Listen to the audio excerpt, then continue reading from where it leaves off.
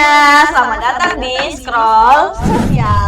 Scrollnya dikit, bahasnya dalam. Dimana tempat di sini nih, di podcast kita kali ini, tugas kuliah, overthinking, fenomena sosial itu nongkrong nih jadi satu di sini teman-teman. Tapi yang pastinya kita di sini nggak hanya bahas fenomena yang kita lihat secara langsung atau fenomena sosial yang kita lihat secara fisik, tapi melalui video-video yang kita scroll setiap hari di media sosial, itu bisa tiba-tiba jadi hal yang menarik nih untuk dikaitkan ke sebuah teori sosial. Betul banget nih, Wi. Sesuai dengan nama podcast kita, Scroll Sosial. Di sini kita bakalan bahas hal-hal yang sangat viral nih. Wah, luar biasa ya. Iya. Bakalan seru banget nih. Nah, kalau kita lagi scroll media sosial nih, ada yang viral nih, masyarakat langsung rame nih. Kayak seolah mereka udah pada tahu nih, padahal mereka nggak tahu apa-apa berpandang nih. Wah, FOMO mereka ya kan, benar banget. Dan pastinya nih, bikin mahasiswa sosiologi nih yang tiba-tiba kayak kelulukan nih oleh negara. Waduh, berarti kita bakalan ngehadirin teman-teman kita dari mahasiswa sosiologi nih, Til. Iya, betul banget nih. Waduh, luar biasa. Karena ya teman-teman scroll sosial ya, kalau kayak mahasiswa biasa kayak kita ini, netizen-netizen Indonesia warga plus 62, kalau kita ngelihat sebuah video yang lagi viral atau fenomena-fenomena sosial yang terjadi di masyarakat, kita paling bilangnya, wah, kenapa ya? Wah, kok bisa gitu ya? Aduh, kasiannya, nggak tega banget. Biasanya kayak gitu kan, Til. Tapi beda nih sama anak-anak sosiologi. Mereka itu berpikir di luar apa yang kita pikirin gitu. Yang nggak kita kepikirin di mereka itu kepikiran mereka. Melihat sebuah video, apalagi ada yang lagi rame nih kan, video tentang cerdas cermat ya, Til ya. Yang dimana siswa itu merasa dicurangi oleh dewan jurinya. Nah, kalau anak sosiologi nih melihat fenomena tersebut pasti langsung ngomong, ini nih ada relasi nih. Di sini ada konflik sosial di dalamnya nih. Nah, benar banget nih. Hari ini kita bakalan bahas video yang lagi viral nih. Yang pastinya pesertanya sudah jawab dengan penuh keyakinan nih. Iya, bener banget tuh, Til. Tapi ya itu nilainya malah dikasih kayak bantuan pemerintah yang sampai ke masyarakat selalu dipotong nih setiap sampai di tangan-tangan pemerintah atau disebut dengan minus nih, Til. Iya, betul banget. Dan jelasnya netizennya langsung panas dong. Iya, udah pasti tuh netizen Indonesia dikit aja udah pasti panas mereka. Karena dia teman-teman scroll sosial di rumah, masyarakat Indonesia ini mempunyai satu bakat gitu yang keren banget, yang dimana mereka itu mempunyai kemampuan yang luar biasa nih, Til. Apaan tuh? Mereka belum tahu fakta lengkap, tapi mereka udah siap tempur dan berasa paling tahu serta paham serta masalahnya. Nah, biar obrolan kita nggak hanya katanya doang. Nah, hari ini ada dua narasumber kece kita nih, ada teman kita dari pendidikan sosiologi nih yang bakal membantu kita membahas fenomena yang lagi viral banget nih melalui sudut pandang mereka sendiri. Waduh, seru ya. Kita bakal melihat sebuah fenomena sosial yang lagi viral di media sosial menggunakan kacamata sosiologi. Tapi teman-teman semuanya yang di scroll sosial, sebelum kita memanggil narasumber kita, sebelum kita kenal-kenalan dan sebelum kita tanya-tanya kepada narasumber kita, ada baiknya aku sama teman aku yang jadi host kali ini untuk perkenalan diri dulu nih teman-teman. Biar nanti teman-teman scroll sosial tahu nih siapa ya host di podcast scroll sosial. Karena kami juga mau dong dikenal sama teman-teman semuanya. Halo teman-teman semuanya, kenalin aku Widiana Astuti yang akan jadi host di podcast kali ini, dan teman aku Tila sebagai host yang kedua. Oke teman-teman, karena tadi kita udah mau mengundang sebuah narasumber yang kece nih dari mahasiswa Universitas Negeri Padang. Dari jurusan apa tadi, Til? Sosiologi. Waduh, luar biasa. Jadi teman-teman semuanya harus pantengin terus video kita karena kita akan membahas sebuah fenomena sosial melalui kacamata sosiologi. Mungkin boleh kita langsung panggil saja teman-teman kita yang akan jadi narasumber hari ini. Kepada teman-teman kami persilahkan untuk masuk. Halo, selamat datang teman-teman dari mahasiswa Universitas Negeri Padang dari jurusan Pendidikan Sosiologi ya. Iya, benar banget. Halo semuanya, teman-teman scroll sosial, kenalin aku Sofianita. Di sini aku sebagai narasumber dari mahasiswa Universitas Negeri Padang, khususnya dari jurusan Pendidikan Sosiologi angkatan 2024. Halo semuanya, perkenalkan saya Adalah dari jurusan Sosiologi. Waduh, ini dari teman-teman sosiologi nih, kita kedatangan teman-teman yang luar biasa. dari teman-teman yang melihat sebuah fenomena itu nggak hanya dari katanya, tapi benar-benar mengaitin sama teori, sehingga fenomena itu bisa menjadi fenomena yang valid nih karena udah dikaitin sama teori. Kalau boleh tahu, teman-temannya juga termasuk netizen Indonesia yang selalu ikut komentar atau selalu ikut FOMO nih sama hal-hal yang viral. Karena kami ini salah satu anak Gen Z yang dimana kan ikut nimbrung nih di dalam komentar-komentar, khususnya dalam yang lagi viral-viral banget. Waduh, benar banget. Jadi hari ini nih teman-teman ya, kami berdua mengundang teman-teman ke sini untuk jadi narasumber ngebahas fenomena-fenomena yang lagi viral. Di sini mungkin untuk yang pertama nih ya, fenomenanya itu mengenai video lomba cerdas cermat. Mungkin teman-teman udah ada lewat di beranda teman-teman yang mengenai ya. Sofi, aku sendiri aja yang ikut berkomentar tentang video itu. Waduh, bener nih berarti yang kita undang nih Til, narasumber yang bener-bener ikut terjun langsung berkomentar, yang bener-bener katanya itu ya teman-teman peduli terhadap rasa ketidakadilan. Luar biasa. Wah, berarti salah satu netizen yang FOMO nih akan hal-hal yang Bener lagi viral banget. banget nih. Iya, padahal di situ ya, di video yang video lomba cerdas cermat MPR kemarin, padahal itu tingkat nasional. Di situ teman-temannya, teman-teman dari Regu B, Regu C kemarin tuh, Regu C. ya dari Regu C kan, dan teman-teman kita dari Regu C itu jawabnya itu menurut para netizen Indonesia itu jawabannya udah dianggap bener, tapi disalahin sama juri-jurinya. Betul banget nih, Win. Padahal jawab di situ tuh mereka itu udah jawab dengan PD-nya, dengan percaya dirinya mereka menjawab pertanyaan dari dewan juri, yang padahal di situ kalau menurut aku pribadi ya, aku denger banget apa yang mereka jawab. Kita sebagai kita sebagai penonton aja bisa ngedenger yang cuma ngelihat dari layar kaca kan, cuma melihat dari video, dari TV, dari handphone gitu kan. Masa iya dewan juri yang ada di dalam ruangan itu yang ibaratnya suaranya pasti lebih jelas dibanding kita, tapi mereka nggak dengar. Di situ padahal di situ pesertanya udah jawab dengan percaya diri, dengan lantang, kayak percaya dirinya tuh kayak mahasiswa-mahasiswa yang mau presentasi tapi buat PPT-nya 5 menit lagi baru buat presentasi.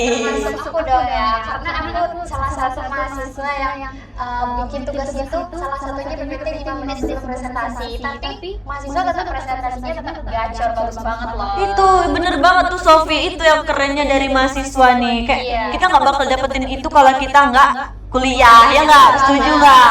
Karena mereka itu siap dan berani, percaya diri untuk tampil walaupun PPT-nya 5 menit yang lalu dibuatkan. Padahal kalau dipikir-pikir ya, buat PPT 5 menit yang lalu dari mana mereka bisa dapat materi? Ya kan? Setuju nggak? Itulah, tapi kita harus tetap kasih apresiasi yang luar biasa kepada seluruh mahasiswa di Indonesia yang sedang memperjuangkan gelarnya. Kita kasih tepuk tangan dulu. Nah, oke Win, kita masuk selanjutnya pada topik pembahasan kita nih. Tapi setelah peserta jawab dengan lantang dengan kasih melakukan nih. Nah, dari situ mulailah muncul protes dari penonton dan netizennya nih. Wah, bener banget nih Til. Bener banget nih Til, karena ya kalau misalnya kita aja lah di situ ya, kalau aku pribadi lah di situ, aku udah jawab bener, aku udah jawab dengan lantang, ibaratnya udah jelas loh itu mikrofonnya udah deket banget sama aku kan, udah jawab dengan guru aku dulu ngomongnya gini loh, kok tiba-tiba -5 ya kan teman-teman. Pasti yang pertama kayak sedihnya dapet, kecewanya dapet, ngerasa dicuranginnya juga dapet ya kan. Itu kalau dari aku ya. Oke teman-teman, kalau kalian nih yang berada di posisi siswa tersebut, kalian udah jawab pertanyaannya dengan benar, tapi nyatanya malah dikasih minus nih sama dewan jurinya. Kira-kira gimana nih kalau kalian yang berada di posisi mereka? Kalau aku sendiri ya, mungkin akan nervous ya, karena ini kita udah beda banget nih sama jawaban kita. Tahu-tahunya jawaban kita itu sesuai yang diharapkan gitu. Waduh, iya. Tapi menurut aku ya, video itu sebenarnya bukan menceritakan tentang nilainya benar atau salahnya ya, tapi menceritakan tentang waduh, ini adil gak sih sebenarnya gitu kan. Karena kita sebagai peserta pasti akan menuntut namanya keadilan itu sendiri. Nah, Wah, ini nih yang luar biasa nih Til dari mahasiswa sosiologi nih, karena kita yang nggak kepikiran, kita mikirnya kayak kok dikasih -5 sih, kok poinnya dikurangin, kita hanya mikirin itu nih kan kalau kita ngeliat video tersebut. Tapi kalau anak sosiologi ini beda. Mereka itu menarik karena mereka itu memikirkan hal-hal yang kita ini nggak kepikiran gitu. Banget. Bisa aja nih. Jadi sebetulnya rasa kecewa itu adalah dalam kehidupan biasa aja. Hal yang wajar gitu ya, Zol. Benar. Jadi bukan soal yang poinnya dikurangi itu ya. Bener banget tuh. Bener banget. Kadang masyarakat itu memberikan reaksi tentang keadilan itu sendiri karena ya dibandingkan masalah sekecil apapun pasti masyarakat akan memberikan respon yang lebih cepat gitu. Iya bener banget nih, karena kayak yang kita tahu ya di media sosial itu kita nggak bisa ngomong sembarangan ya. Iya, kan? benar. Dikit aja kita ngomong yang kira-kira buat netizen itu nggak bener, pasti langsung memancing emosi publik nih. Ya kan, baik. Kita sekarang mungkin bisa nih, kita udah bahas tadi dari awal tentang video yang lagi viral nih. Sekarang karena kita udah menghadirin dua narasumber kita yang luar biasa dari Pendidikan Sosiologi Universitas Negeri Padang. Kita bakalan mengaitkan fenomena yang viral ini dengan sebuah teori sosiologi nih. Jadi sekarang aku mau tanya sama Sofi sama Zola, mungkin di Sofi dulu ya. Kira-kira teori apa nih yang cocok untuk fenomena yang lagi kita bahas, atau kira-kira bisa nggak ya fenomena ini kita kaitin sama sosiologi nih? Bener banget untuk teman-teman scroll sosial. Tentunya fenomena video itu sebenarnya bisa dikaitkan dengan teori sosiologi, di mana teori itu menceritakan tentang salah satunya itu adalah teori konflik sosial. Salah satu tokohnya itu adalah Karl Marx sendiri. Waduh, mulai berat nih ya topik pembahasannya. Nah, selanjutnya kita langsung aja ya kita buat teman scroll sosial kita buat siapin alat tulisnya karena pembahasannya udah mulai berat nih. Bener banget nih, buat teman-teman scroll sosial di rumah, boleh teman-teman terus pantengin nih podcast kita karena kita bakalan bahas yang pertama itu mengenai teori konflik dari Karl Marx. Mengenai teori konflik dari Karl Marx ini ya, aku pribadi belum tahu apa sih sebenarnya teori konflik ini. Kenapa teori konflik ini bisa kita kaitin sama pembahasan kita hari ini? Menurut aku pribadi ya, untuk teman-teman scroll sosial, fenomena ini sebenarnya bisa dikaitkan dengan teori sosiologi yang namanya teori konflik menurut Karl Marx itu sendiri. Di mana teori konflik itu ialah satu teori yang dimana timbul karena adanya kepentingan, perbedaan pendapat, ideologi. Nah, itu akan menimbulkan yang namanya pertentangan dan pertingkaian. Nah, di mana biasanya konflik itu bisa timbul karena adanya individu dan juga kelompok. Nah, di dalam fenomena video viral itu terjadinya konflik antara dewan jurinya itu sendiri dengan para netizen Indonesia kita, gitu. Intinya teori konflik ini menjelaskan bahwa dalam masyarakat sosial ini sering muncul karena ketegangan, karena adanya ketimpangan atau rasa tidak adil. Wah, kalau gitu kalau komentar sekarang udah kayak ruang sidang rakyat berarti Iya, ya. bener banget. Bener banget. Berarti juga konflik ini kan sudah dijelasin tadi sama Sofi kalau adanya rasa ketidakadilan tadi nih kan, bener banget nih. Jadi berarti konflik sosial itu nggak harus semata-mata tentang demo atau tawuran atau kayak kelompok gede sama kelompok gede gitu, nggak harus kayak gitu berarti ya. Karena bagian dari komentar-komentar itu termasuk dari konflik sosial itu sendiri, guys, gitu. Enggak bagus kok. Pokoknya peran komentar di TikTok juga bisa jadi bentuk konflik di dalam masyarakat. Bener banget. Berarti kalau gitu kalau komentar sekarang tuh udah kayak itu ya, kayak ruang sidang nih buat masyarakat. Ruang sidang buat masyarakat modern banget nih. Kadang biasanya ya kadang kita lihat nih kan di komentar yang lebih semangat untuk membela itu para netizennya nih daripada para peserta yang aslinya gitu. Iya, setuju banget kalau itu ya. Kadang nih peserta-peserta yang atau misalnya netizen atau orang yang lagi dibahas dalam fenomena tersebut itu udah move on atau udah lupa ini kayak udahlah biarin aja lah, udahlah ikhlasin aja. Tapi netizen malah apa? Mereka malah analisis panjang dan mereka itu malah yang katanya sedang memperjuangkan keadilan. Ya. Tapi jangan salah, terkadang analisis panjang netizen itu kebenaran bisa terungkap loh. Wah, bener banget tuh. Iya, karena masyarakat itu memiliki keterkaitan emosional di mana mereka merasa adanya terikat dengan satu sama lain meskipun mereka itu nggak kenal nih sama pesertanya, tetapi mereka merasa emosi dengan hal itu gitu, guys. Wah, kita banget sih ya. Kadang lihat video yang lihat video yang lagi viral tuh ya, udah langsung kayak wah ini nggak bisa dibiarin nih, udah harus dituntaskan nih, udah dapat keadilan nih, udah kayak penuntut hukum kan. Iya, kayak polisi ya. Oke. Sekarang mungkin kita bisa lanjut ke kita membahas tentang media sosialnya nih. Media sosial dan opini-opini dari netizen. Menurut teman-teman nih dari pendidikan sosiologi nih, mahasiswa Sofi dan Zola, kira-kira kenapa ya sekarang tuh apa-apa mudah banget buat viral? Padahal kalau yang kita ketahui ya, hal-hal yang viral dulu di media sosial itu adalah hal-hal yang positif atau yang berprestasi. Tapi sekarang semuanya udah bisa viral, bahkan orang mempunyai motivasi hidup untuk viral di media sosial. Gimana nih kalau menurut pendapat dari teman-teman? Menurut aku sendiri ya, karena masyarakat itu memiliki panggung dan ruang sosialnya sendiri di dalam medsos itu. Misalnya ya kan, ketika kita berada di dalam toilet aja, ketika kita buang air besar aja, kita bisa nih ikut nimbrung dalam komentar itu, meskipun kita nggak tahu nih sebenarnya peristiwanya apa gitu. Bener kan. banget. Bahkan kadang netizen itu lebih cepat daripada karyawan. Iya, biasanya maaf wartawan ternyata bukan typo. Agak gugup saja ngomong sama teman-teman dari mahasiswa sosiologi di. Santai aja. Ya. Jadi kadang netizen ini bahkan lebih cepat daripada wartawan. Yang biasanya kita mikir wartawan itu adalah orang pertama yang mendapatkan sumber informasi. Tapi kalau untuk di zaman yang modern sekarang, netizen tuh baru nonton video 20 detik, 10 detik bahkan langsung bilang kayak, wah saya tahu nih masalahnya apa, saya tahu nih sumbernya di mana, dalangnya di mana. Nah, ini juga bisa dikaitkan dengan teori interaksionisme simbolik.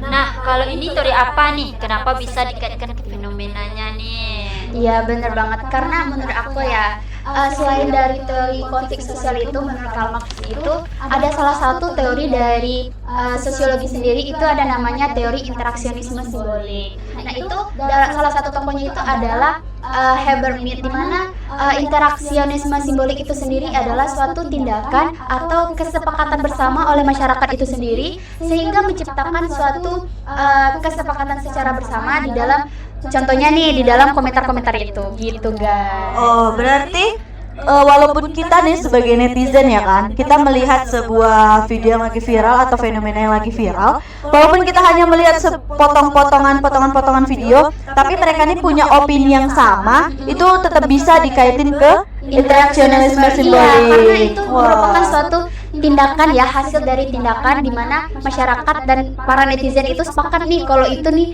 harus merupakan suatu ketidakadilan itu, maka mereka melakukan ikut berkomentar di dalam TikTok itu guys gitu. Jadi sederhananya manusia memberikan makna terhadap sesuatu berdasarkan apa yang mereka lihat dan tafsirkan. Jadi potongan dalam video itu dimaknai netizen sebagai bentuk ketidakadilan, akhirnya memiliki bersama. Oh, berarti walaupun kita nggak tahu kejadian lengkapnya atau hanya berupa potongan-potongan video, itu juga bisa dikaitin ke teori interaksionalisme simbolik ya? Iya, bener banget. Ya, makanya di era digital sekarang penting banget untuk berpikir kritis sebelum langsung menghakimi. Nah, betul. Kadang jempol kita tuh sebenarnya lebih cepat loh dari reaksi janji-janji pemerintah. Aduh, kita lari lagi ke pemerintah Iya, dia teman-teman. Kalau ngebahas janji nggak habis-habis sih kalau kita ngebahas janji iya. pemerintah kan. Nah, ngomong-ngomong soal ketidakadilan, kalian pernah nggak sih ngalamin kejadian yang bikin kayak, oh kok gini sih? Aku pengen cerita nih teman-teman.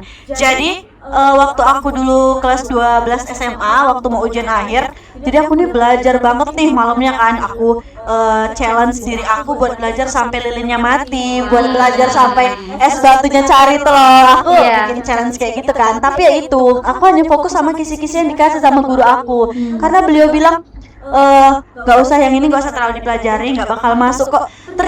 Nyatanya pas ujian itu yang masuk, jadinya akhirnya kecewa. Iya, aku juga pernah loh mengalaminya ketika kelas 2 SMA, di mana sebelum masuk ujian UAS kan, ujian akhir semester. Nah, ternyata kisi-kisinya itu masuknya di bab 1 dan juga bab 2 nih. Dan ternyata yang masuk di ujian itu ternyata bab 3. Itu sebenarnya bukan ujian loh guys, tapi ternyata itu adalah plot twist dari pendidikan itu. Waduh, kata-kata hari ini nih teman-teman.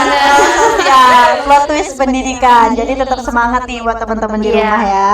Aku juga pernah ikut lomba, tapi kayak kekalahannya bukan. Kadang yang jadi bukan kekalahannya, tapi Ketika suasana. Oh, berarti kayak suasana habis mau pulang dari lomba itu ya. Bener banget. Oh, berarti seperti yang di mobil semuanya diam itu kan? Gimana ya? Tiba-tiba lihat jendela.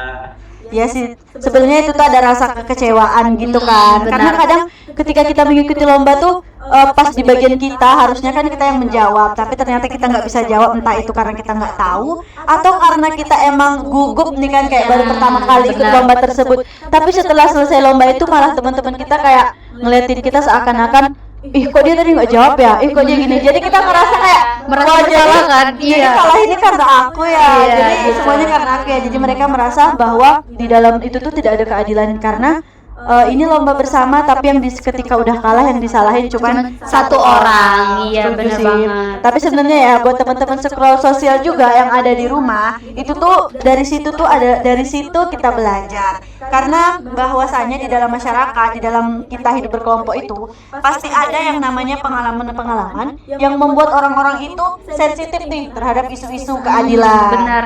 Makanya tuh masyarakat itu lebih cepat bersimpati kepada orang-orang yang dianggap merugikan gitu loh teman-teman, karena mungkin ya mereka itu pernah mengalami satu hal yang sama dengan video yang lagi viral itu gitu. Salah satunya aku sendiri loh guys, pernah mengalaminya. Kayak ternyata ketika di dalam lomba cerdas cermat, tapi ini bukan dalam tingkat nasional ya teman-teman, tapi dalam tingkat per kelas gitu. Nah, ketika jawaban aku ini udah benar, ternyata dewan jurinya tidak mendengarkan apa yang aku jawab gitu. Jadi merasa kayak kok nggak adil sih gitu. Iya benar banget. Berarti kita semua pernah mengalami situasi-situasi yang merasa tidak mendapatkan keadilan ya kan. Cuman dalam bentuk atau fenomena yang berbeda aja, situasi yang berbeda. Benar. Oke. Mungkin kita bisa tarik fenomena ini secara lebih luas nih teman-teman. Kira-kira menurut Sophie dan Zola sebagai mahasiswa sosiologi yang mempelajari teori-teori yang ada di masyarakat itu, pelajaran sosial apa nih yang bisa diambil dari fenomena ini? Menurut saya ini menunjukkan bahwa masyarakat sangat peduli terhadap keadilan dan transparansi. Angka kecil pun bisa menjadi besar kalau menyangkut rasa keadilan. Benar. Setuju. Oh, jadi berarti transparansi itu penting sekali ya. Penting banget dong. Kalau aturan dan penilaiannya jelas, konflik bisa Minimalisir ya. Iya, benar. Santai aja, santai. Jangan tegang Zola, jangan tegang. Kami nggak makan orang kok, Iya aman. benar. Dan juga ya buat para netizen kita, penting banget nih untuk bijak dalam memberikan komentar, karena jangan langsung menyerang tanpa tahu kenyataan yang sebenarnya gitu guys. Setuju banget nih. Jadi buat teman-teman semuanya, teman-teman scroll sosial, di sini aku juga mau nyampein buat teman-teman, buat teman-temannya lagi scroll, buat teman-teman yang mau menyampaikan pendapatnya itu boleh banget nih, karena kita sekarang mau menyampaikan pendapat itu mudah nih kan, nggak perlu harus nunggu televisi, radio ataupun koran. Sekarang udah bisa lewat HP masing-masing, di rumah masing-masing memberikan pendapat. Tapi aku ingetin buat teman-teman scroll sosial, ketika teman-teman berpendapat itu tetap pakai logika dan etika kalian, sehingga konflik itu tidak menjadi lebih besar, tidak menambah. Iya, terutama nih untuk khususnya mahasiswa-mahasiswa sekarang ya, karena kalian itu udah mahasiswa gitu loh guys. Jadi kalau mau ikut komentar tuh tolonglah berbijak. Tolong bijak dalam komentar. Benar. Nah, benar. Jangan cuma modal dan kuota apa? Jangan modal kuota aja ya kan. Iya, setuju banget. Oke. Ternyata nih ya, seru banget ya obrolan kita hari ini. Ternyata video viral bukan sekedar hiburan semata doang. Bener nih. Tapi juga bisa jadi cerminan bagi masyarakat bereaksi terhadap isu keadilan, media sosial, dan juga konflik sosial. Dan ternyata teori sosiologi itu dekat banget sama kehidupan sehari-hari kita. bener ya, karena khususnya mahasiswa sosiologi kalian jangan minder ya teman-teman, karena kita tuh sebenarnya bukan belajar tentang teori dan konsep saja, tetapi kita juga belajar tentang kehidupan masyarakat itu. Iya bener banget. Buat temen-temen nih yang sekarang udah kelas 12 SMA yang lagi bingung kayak aku basicnya nih ngobrol sama masyarakat, aku basicnya tuh meneliti tentang fenomena-fenomena, aku suka nih nimbrung-nimbrung sama fenomena sosial ya kan. Boleh banget nih teman-teman ambil jurusan pendidikan sosiologi. Kalau menurut kalian teman-teman scroll sosial di rumah gimana? Apakah peserta memang dirugikan atau netizen yang terlalu berlebihan? Tulis pendapat kalian di kolom komentar ya. Aku Idya, Aku Tila. Aku Safi. pamit undur diri dan sampai jumpa di podcast Scroll Sosial. Scroll dikit, bahasnya dalam.